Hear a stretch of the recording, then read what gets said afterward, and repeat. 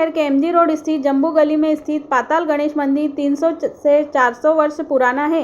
यह शहर का एकमात्र दक्षिण मुखी गणेश मंदिर है, जिसकी प्रतिमा कुएं की खुदाई के दौरान मिली थी। मंदिर में भगवान गणेश अपनी पत्नियों रिद्धि और सिद्धि के साथ विराजमान हैं। प्रतिमा को कुएं के पास ही जमीन से 15 फीट नीचे स्थापित किया गया है। पुराणों के अनुसार इस गणेश प्रतिमा की स्थापना अगस्त्य मुनि ने की थी। मंदिर का निर्माण रियासत काल में हुआ था। उस समय शहर का एकमात्र गणेश मंदिर था। राजा रणजीत सिंह का परिवार भी यहाँ पूजा अर्चना के लिए आता था। करीब 55 वर्ष पूर्व मंदिर का जीर्णोद्धार कराया गया। एक विशेष बात यह है कि जिस कुएं से प्रतिमा मिली उसका जल कभी कम नहीं होता। जिला सूखाग्रस्त होने पर भी कुएं में पानी रहता है। इसी कुएं के जल से रोज भगवान का अभिषेक होता है। प्राचीन काल में बड़वानी को सिद्ध नगर के नाम से जाना जाता था। यहाँ के महाराजा ने भगवान शिव, कालिका और गणेश के सिद्ध मंदिरों का निर्माण कराया था। आज भी उनके वंशज इस मंदिरों में दर्शन के लिए आते हैं। मान्यता है कि यहाँ आने वाले श्रद्धालुओं की मनोकामना पूरी होती है। हाँ, जय हेमंत शुक्ला जी, प्राचीन मंदिर है, क्या इतिहास है मंदिर को लेकर? जी, ये मंदिर लगभग 350-400 साल पुराना है और इसका क्या है कि हमारे पूर्वज क्या पूजा करते चले आ रहे हैं, पीढ़ी दर पीढ़ी करते चले आ रहे हैं। कम से कम 7-8 पीढ़ियों से पूजा हो रही है यहाँ पर। और इसकी ये मान्यता है, ये सबसे पहली बात तो है कि यहाँ पे जो ये कुएं की खुदाई के दौरान निकले थे, ये कुआं है पास में, जब कुआं की खुदाई हुई थी तब गणेश जी की प्रतिमा निकली थी।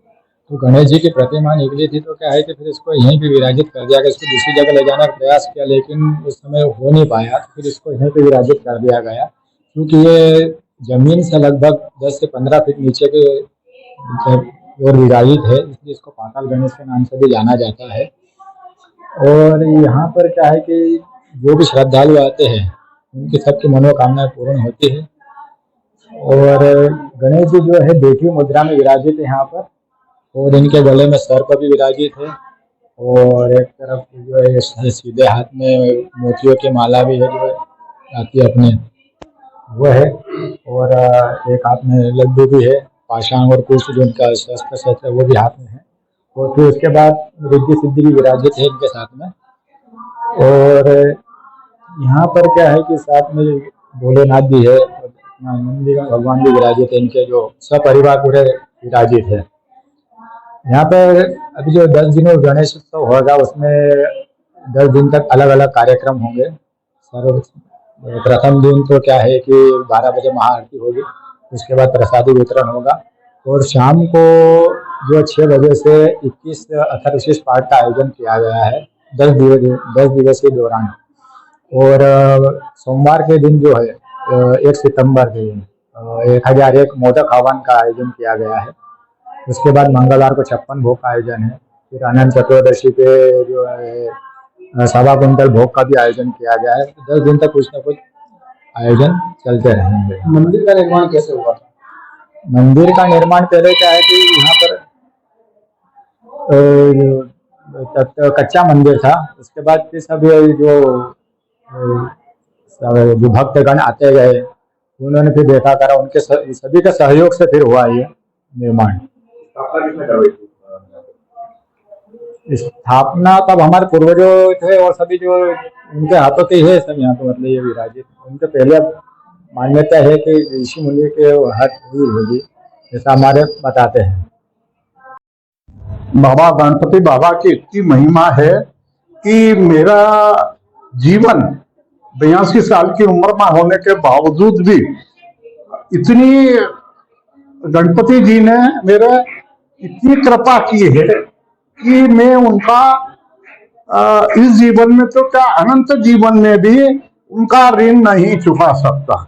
मेरे इस शरीर के अनन्य टुकड़े करके भी मैं अर्पण कर दूं मेरे प्यारे प्रभु को, तो भी मैं उसका ऋण नहीं चुका सकता।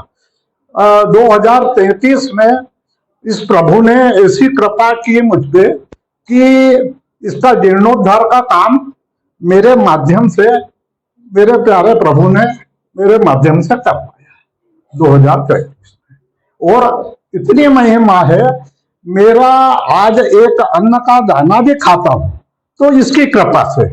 आज एक वस्त्र मैंने पहना है मेरे शरीर पे तो इसकी कृपा से।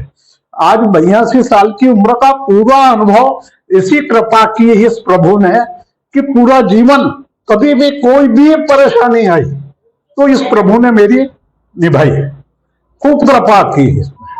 और अद्भुत प्रभु है यह, इसका कोई अलौकिक वर्णन, मतलब ये क्या करूं, मेरी कोई औकात ही नहीं है जो मैं इसका वर्णन कर सकूं। खूब कृपादान, इतना दयालु प्रभु है कि कोई भी इसकी वो नहीं कर सकता है। क्या